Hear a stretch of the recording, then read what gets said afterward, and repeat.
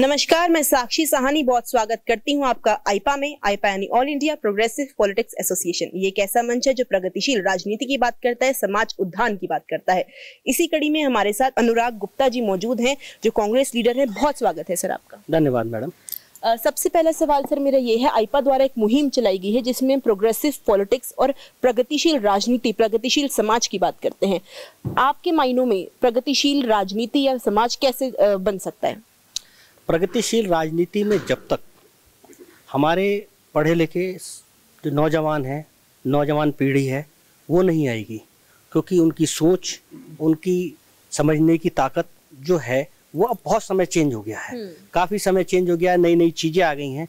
वो जब तक खुद राजनीति में नहीं आएंगे और उन नई चीज़ों को, नए जो टेक्निक को, उसको इम्प्लीमेंट कैसे करना है अपने देश की तरक्की के लिए, वो तभी हो पाएगा जब वो नई पीढ़ी हमारी जो है राजनीति में आएगी। दूसरी बात है, जो नई पीढ़ी के अंदर अभी पिछले दिनों जो पीछे राजनीतिक घटनाक्रम हुआ है, उसमें एक जातिवाद की एक धारणा उनके कूट कूट के घुसेड़ी गई।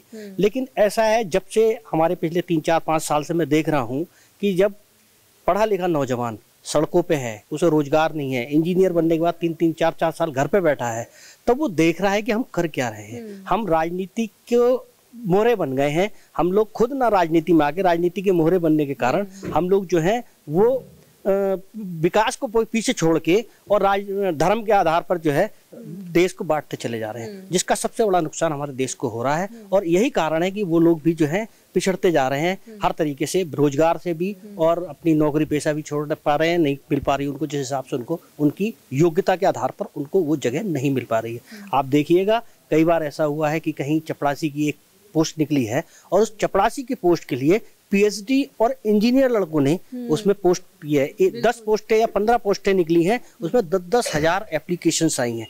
तो ये जो उनका जो कहना चाहिए कि योग्यता है, उनका हनन हो रहा है। और जब तक इस योग्यता का हनन बंद नहीं होगा, तब तक ये देश किसी भी तरीके से तरक्की नहीं कर पाएगा। बिल्कुल, बहुत बढ़िया बात आपने कहीं ना कहीं अनुराग जी कही है कि हम राजनीति के एक मोहरे बन गए हैं और वो ही बनकर जो है हम रह चुके हैं। हम बात करें युवाओं की, तो यूं तो बहुत से हम देखते हैं युवा जो है राजनीतिक रैलियों में नजर आते हैं, झंडे डंडे पकड़े हुए, जबकि उनके हाथ में नौकरियां होनी चाहिए, डिग्रियां होनी चाहिए। तो अगर अब जो 2022 में सरकार आती है, उसे किस दिशा में जो है काम करना चाहिए ताकि युवा जो है इन सब चीजों से निकल के रोजगार की तरफ, जिनके लिए वो पढ़ाई करते हैं, उस तरफ जा सके? सबसे पहले तो जो भी सरकार आए, जो स्थानीय युवा है, जो स्थानीय बेरोजगार युवा हैं, उनके विषय में जब तक नहीं सोचेंगे, कोई भी प्रदेश और कोई भी देश तरक्की नहीं कर सकता। जो आपने बात कही रैलियों में यूथ की, मैं कहता हूँ कोई बुरी बात नहीं है। रैलियों में अपना राजनीतिक जीवन स्टार्ट करते हैं, बच्चे करते हैं, तो इन छोटे ही पदों से, छोटे छोटे, लेकिन उसको सिर्फ मोहरा बन के नहीं, उसको एक सकारात्मक रूप लेके चलना चाहिए। राजनीति को सकारात्मक रूप, क्योंकि हम जो राजनीति कर रहे हैं, हम जिस व्यक्ति के पीछे झंडा या डंडा लेके खड़े हैं, क्या वो हमारे समाज के लिए, हमारे लिए, हमारे देश के लिए, हमारे प्रदेश के लिए क्या करेगा? हमने आज तक उससे रोड मैप पूछा ही नहीं। हमने तो खाली उसकी ये कहा कि हमारी गाड़ी में तेल पड़ जाए, हमारी गाड़ी में पेट्रोल पड़ जाए, और हमने गाड़ी उठाई और उसके पीछे झंडा डंडा लेके। आज उन युवाओं से, जो वो युवा चल रहे हैं, उनसे पूछे कि आपके राजनीतिक दृष्टिकोण क्या है, तो उनका राजनीतिक दृष्टिकोण कोई नहीं है कि मेरा दोस्त आया था, मैं ले आया, मैं आ गया, लेकिन आप क्यों आए, इसका उनके पास कोई जवाब नहीं है। लेकिन मैं ये कहता हूं कि जब वो इस तरीके की राजनीतिक रैलियों में आए, तो अपना विजन क्लियर करके आए कि हमको इस आदमी के साथ, इस पार्टी के साथ, इस व्यक्ति के साथ क्यों जाना है। जब तक ये नहीं होगा, तब तक तरक्की नहीं होगी। यानी जागरूक होना बहुत जरूरी है। जब तक आप जागरूक नहीं होंगे, आपको ना पता चलेगा सरकार ने कितना काम किया, क्या प्रश्न आपको पूछने हैं और किस पे जो है आपको अपना तर्क रखना है।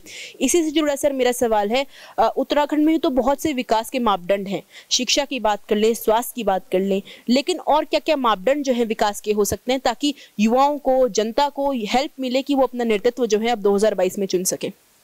सर्वप्रथम तो यहाँ की जो भी सरकारें आए, यहाँ के संसाधनों पे अपना वे फोकस करें।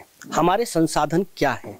हमारे पहाड़ के अंदर जैसे फल फ्रूट और संसाधन है, जल जंगल जमीन हमारी है, उससे जुड़े हुए वहाँ के लोगों को जब तक रोजगार नहीं देंगे, तब तक वहाँ के क्षेत्र की जनता का, वहाँ के युवाओं का विकास नहीं होगा।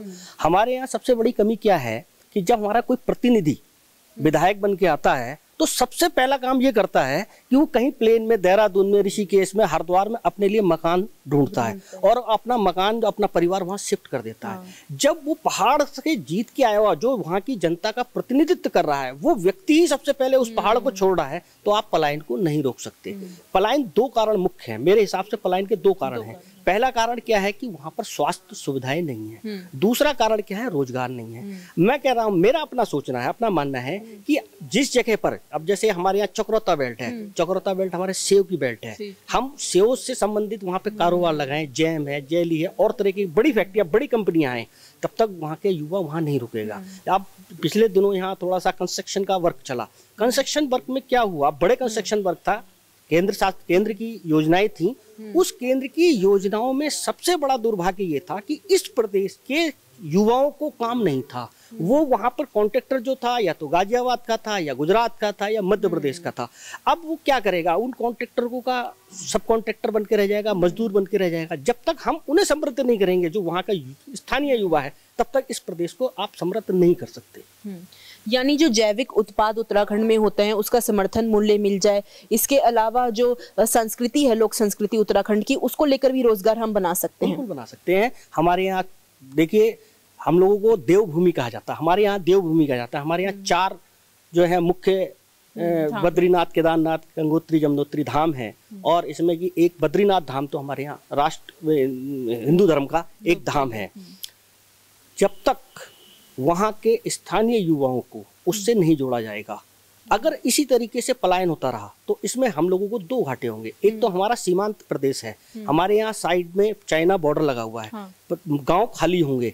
तो पहला तो ये है कि हम सामुदायिक दृष्टि से कमजोर होंगे।